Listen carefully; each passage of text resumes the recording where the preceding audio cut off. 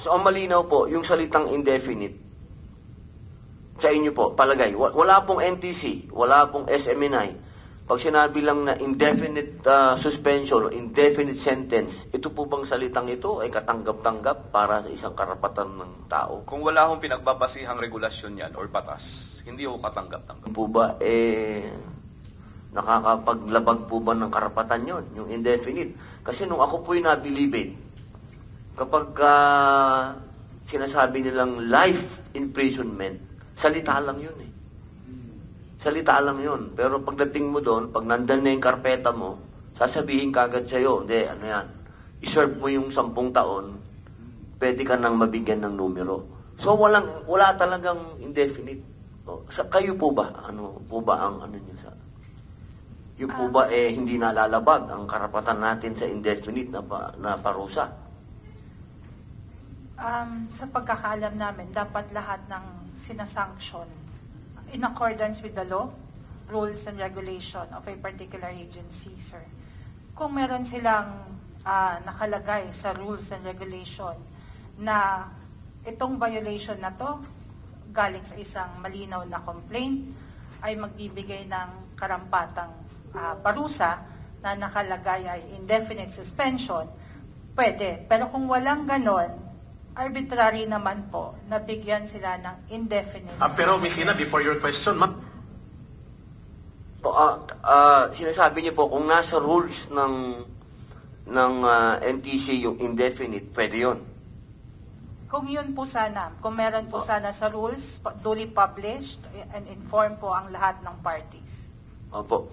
Meron po bang ganun sa NTC? Kung tungkol po ito sa pag-issue ng cease and desist order po, nasa rules po ng NTC po. Salamat po. Opo. Ibalik ko po sa inyo. Okay lang po ba yon na nagkakaroon tayo ng ganung klaseng parusa? Indefinite? Kasi naalala ko po yun kahit sa kulungan nung araw. Kapag ikaw ibabartulina, bawal din yung walang bawal din yung walang araw na ibabartulina ka. Ano po ito? Hindi po ito hearing ha. Ano lang po ito? Consultation lang. Hindi po tayo nagtatalo. Wala po itong ganun. Ano lang po ito? Para lang po sa kaalaman natin. Opo. Opo. Bagamat hindi ko kami partido do sa kaso or sa PIN ng tungkol sa SMNI, medyo may nagkakaroon lang ho ng kalituhan kami din sa pag-intindi nung pinag-uusapan sapagkat sa kabilang banda ang SMNI ang binabanggit ho ay indefinite suspension. Sa kabilang banda naman, ang NTC, ang binabanggit nila ay cease and desist order. So magkaiba ho yung ating pinag-uusapan. Ang sa amin po, katulad ho ng nabanggit ni Attorney Gemma, kung ang pag-impose ng indefinite suspension ay nasa batas or regulasyon na duly published and inform ang publiko, pwede hong gawin yun. Kung wala, hindi ho po pwedeng mag-impose ka ng suspension nang wala hong kawakulang period. Paglabag ho yan sa karapatan ng kung sino man na apektado nito. Yung pong cease and desist order, hindi ho namin alam kung ano po yung pinanggagalingan kasi pagkat hindi ho, magkaiba po yung sinasabi nila. So ang malinaw po, yung salitang indefinite, sa inyo po, palagay, wala pong NTC, wala pong SMNI. Pag sinabi lang na indefinite suspension o indefinite sentence, ito po bang salitang ito ay katanggap-tanggap para sa isang karapatan ng tao? Kung wala akong pinagbabasihang regulasyon yan or batas, hindi ako katanggap-tanggap yun. Yan po. Maraming salamat po. Panoorin po natin itong video para malinaw po tayo. may na-break-in information tayo in a form of question. Kay Speaker Martin Romualdez, 1.8 billion ang travel cost niya. Nako. 1.8 billion pesos. For how long? For almost 1 year lang. For the entire Congress? Sa kanya lang. Sa kanya lang? Oo, kaya nagtatanong itong ating source from Congress. Is it true? 1.8 billion. Sabi niya, pakitanong kay Eric at paki-explain din. At pakitanong kay Secretary Belica. Miss Ina, ito ay break-in information coming Okay. from Congress mismong source. No, because the 1.1 billion of the DNNR, that's the entire department. Yeah. But you're saying now, Eric, that 1.8 billion is just the office of the speaker for travel? Which is a question posed Yeah. to us by the source from Congress. Yeah, I mean, That the needs to be speaker, explained. the speaker should explain, no? Yes. He should confirm or deny and then give an explanation. Give an explanation kung Yeah. totoo ito. Kasi sabi niya, baka humigit pa ka Eric. Kung i-factor in Secretary Bellica, ang current baka umabot ng 2 billion ang gastos sa travel ni Speaker Martin Romualdez at ng kanyang mga entourage. Miss E. Okay. So, dito po pala, sinasabi niya, may tanong, may source, ano? Nagtatanong. Okay. Hindi na po ako magdadagdag dahil ayoko pong masabit dyan sa subjudicium na yan. Meron din lang po ako papapanood na isang video din. Ito po kasi kanina nabanggit yung red tagging. Kailangan lang po akong mag-react kasi sa pelikula ko po galing yung sinasabi na information na ibinigay ni Joma. Ito po yung pelikulang Memoirs of a Teenage Rebel. Ito po yung pelikulang yon. Ito po yung binabanggit ni Kajay.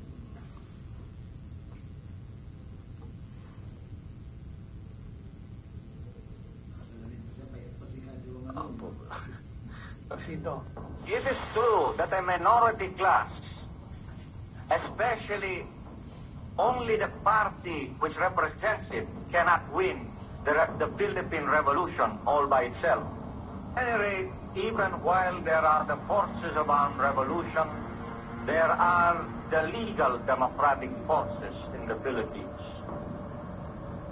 The biggest of these is Bagong Alyansang Makabayan, or Bayan in short.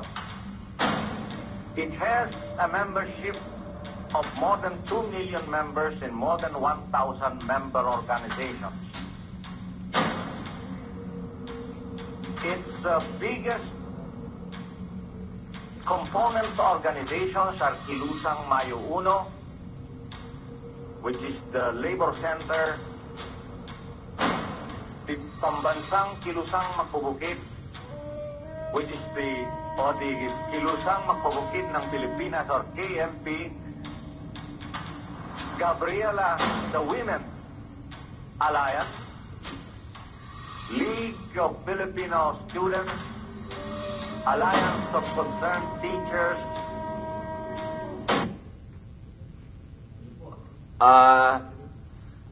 Kailangan ko lang pong ilabas yun kasi pelikula ko po yun.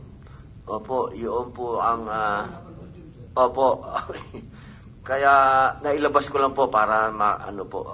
Ngayon, hindi ko na po masyadong pahabain. Kung meron lang po kayong mga gusto pang huling... gusto pang isambit, nasa inyo po ang floor. Ano? Handa ako pong makinig, handang makinig ang taong bayan. Umpisahan po natin uli kay DOJ. Sir, kung meron po kayong mga gustong huling sabihin. Wala na, Mr. Chair. We just wish to thank this honorable committee for inviting the DOJ at maging parte po ng consultative meeting na ito. Thank you, Mr. Chair. Maraming salamat po, Attorney Vinuya Jr. Ma'am Paruhinog, Attorney. With due deference to our chair, sa CHR, wala na po kaming idadagdag. Pero kung meron ho kayong gustong maklarify pa, willing naman po sumagot ang komisyon. Maraming salamat po. Sir, Honorable Richard. Maraming salamat po, Mr. Chair. Sa panig ho ng Commission on Human Rights, patuloy po na kaming makikipag-ugnayan sa inyong tanggapan. At kung inyo pong mamarapatin, kung hihilingin nyo po sa amin, we can submit our position paper para mas ma-discuss po namin ng mas malinaw at mas mahaba, mas komprehensibo yung mga issues na gusto po ninyong maliwanagan. Maraming salamat po. Maraming salamat po. At kailangan po namin kayo dito sa committee nito. Sapagkat kailangan po natin bigyan ng proteksyon lahat ng taong bayan, lalo na po siyempre ang media. Salamat po. Attorney Mark Tolentino. By the way, Mr. Chairman, nagpapasalamat po tayo for giving us an opportunity to explain our side, and sama sa sinasabi ko po that we are consistent sa sinasabi namin that wala pong nalabag, not any provisions ng prangkisa ng SMNI. And yung defend po natin is not only about SMNI. It's beyond SMNI. It's about freedom of press, freedom of expression, and kasama na doon po ang religious freedom po. Thank you. Maraming salamat po, Attorney. Congressman, opo. Maraming salamat po, Senator Padilla.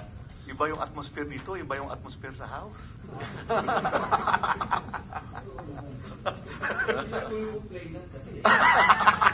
Dapat iswearing sila. Verified.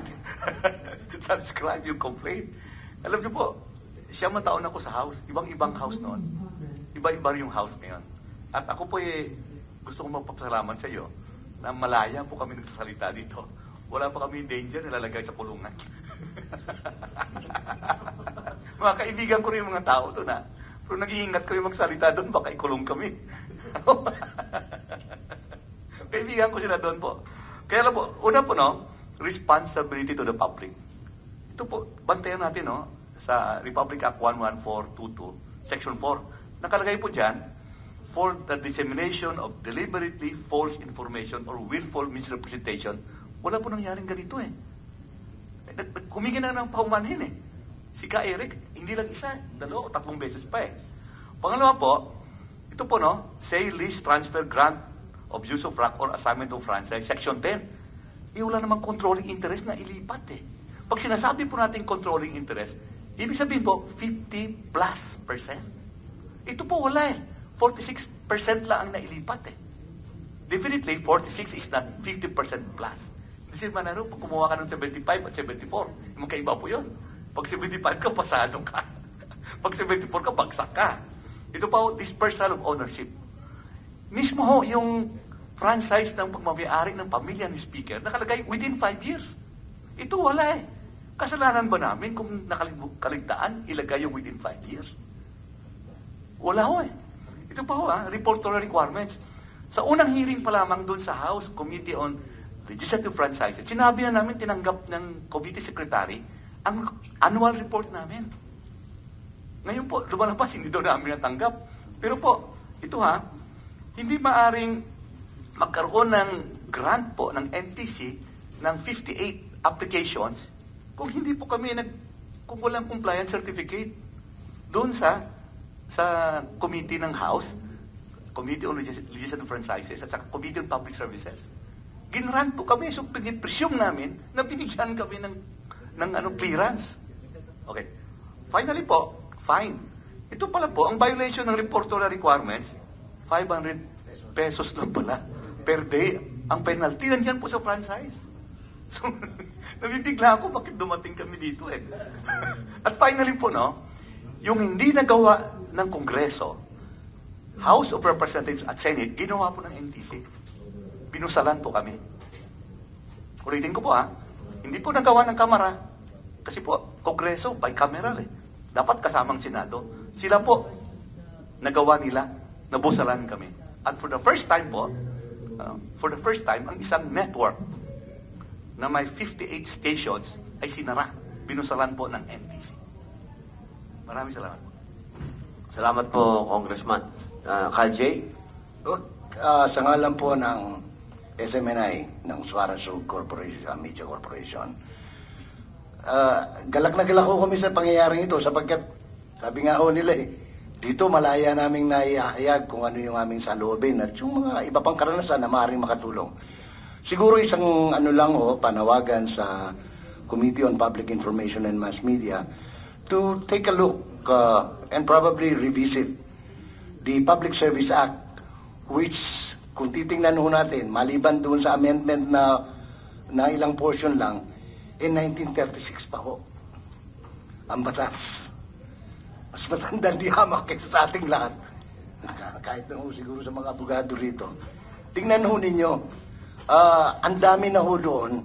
Kasi nga ho, isang example doon, Madam Secretary, ang nakalagay doon ang penalty pagka may mga paglabag. Halimbawa, may paglabag ang isang network. Sabi lang doon, mag-a-appoint yung Public Service Commission ng isang tao at pag-aharapin, para lang pag-usapan kung magkano imumulta doon sa penalty. Meron pa nga ako doon, 10 piso lang ang multa. Yung 10 piso, wala na akong balor ngayon. So siguro, tingnan nyo, i-revisit nyo yung Public Service Act na yun. Kasi nung sinusugan ho ito 2023 na inaprubahan ng both houses, doon lang ho sa pagmamayari ng 100%. Wala ho yung ibang provision hindi tiningnan. Na alam ko makakatulong din ito sa NTC sa kanilang pagbibigay ng karampatang aksyon sa mga posibleng mga violations in the future. Maraming salamat po muli sa ngalan ng Suarezug Media Corporation, sa ngalan ng Sunshine Media Network International at sa Board of Directors po namin na aking kinatawan ngayong araw na ito. Thank you very much at kung meron ng ibang pagkakataon na magkapangita tayo at makapagtalamitan ng malaya, nakalaan po kami para humarap sa inyo. Salamat po, Ka-Jay. Sir, Attorney Andres. Maraming salamat po, Mr. Chair, sa pagdinig po na ito. At nagkaroon po kami ng pagkakataong marinig po ang mga bawat panig. Maraming salamat po. Salamat po. Ma'am Commissioner. Mr. Chair, in behalf of the Commission po, nagpapasalamat din po kami sa pag-imbita niyo sa amin dito. At naging collaborative po ang resulta po ng ating pag-meeting na ito. At hindi adversarial, sir. Maraming salamat po. NTC po is always here po to assist the committee sa mga bagay po na kakailanganin yung aming serbisyo. Salamat po. Salamat po, Ma'am Commissioner. Ma'am, baka may gusto po kayong idagdag? Thank you po. Sir. In behalf of the KBP, we would like to thank the Honorable Chairperson for this opportunity to air our opinions, side, and position on issues related to the freedom of expression, press, and freedom of religion. The KBP views the developments, particularly with reference to the action on the franchise of SMNI, with grave seriousness. Kasi ang implikasyon niyan sa buong broadcast industry. At sana sa resolution ng issues, mangibabaw yung respeto ng freedom of expression, press, and freedom of media, mass media. At saka,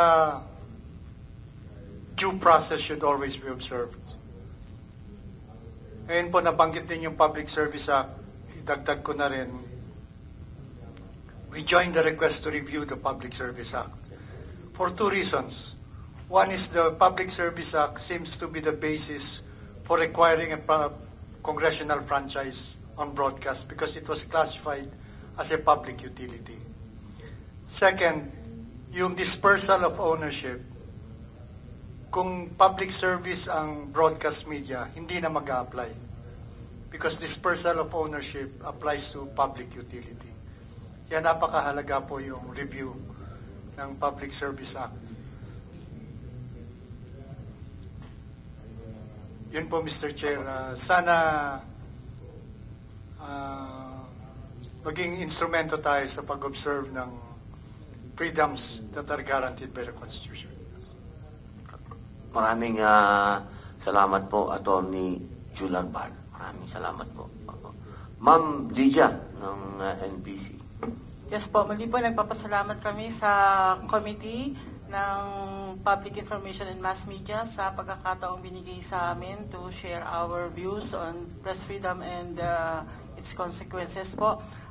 Hindi man po kami direktang may say sa kaso ng SMNI, still po, narito po rin po ang National Press Club para po itaguyod ang malayang pamamahayag.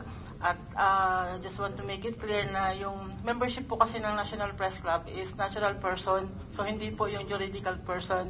Kaya po ang members po namin from SMNI, siguro po ilan lang din po yun. Kaya kahit po hindi sila yung involved, still po nandun kami sa likod para ipagtanggol din po sila At sana nga po hindi po maging president ang kasong ito sa iba pang mga kasama namin sa pamamahayag. Maraming salamat po. Maraming salamat po. Attorney Abad? Well, again, thank you, Mr. Chairman, for having me here.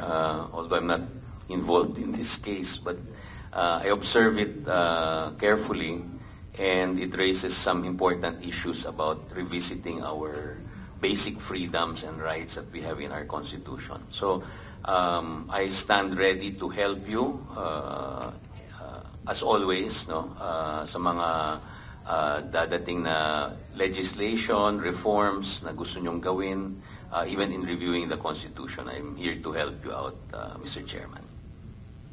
Meron po tayong assignment, yung Public Service Act. Yan po ang assignment natin, Attorney. Pag-aaralan ko. Opo. Maraming salamat po uli sa binigay niyong panahon sa ating pong consultation meeting. Ako naman po, ang gusto ko lamang pong ihayag sa ating lahat ngayong oras na to. Meron po kasi tayong malinaw sa saligang batas, yung paghihiwalay ng Estado at ng religion. Sana sa usapin nito, maikapit po natin yun. Meron pong mga programa sa SMNI na may kinalaman po sa religion. Ako na po siguro ang isa sa mga nakikiusap sa mga ating mga namumuno na pagdating po sana sa usapin ng religion, huwag natin itong isama sa political issue. Isang bagay ito na karapatan ng ating mga mamamayan. Respetuhin natin kung ano man po yung issue ngayon dito. Huwag po nating kalimutan na meron tayong mga kababayan na nakasalalay ang kanilang pananampalataya sa mga programa po sa kanilang network. Yun lamang po, wala po ako ditong inuulit ko po. Ito ang kailangan natin sa bayan natin, mag-usap-usap. Hindi po tayo dapat nagpapangayan, hindi nagsisigawan, hindi nagpapakulungan. Ang kailangan po dito, lahat tayo partners para ang ating pong bayan ay pumunta talaga sa progreso. Kaya muli po, maraming salamat po sa inyong lahat. Dito po sa ating komite, ang lahat po ay may boses. Maraming salamat po. Mabuhay po kayo.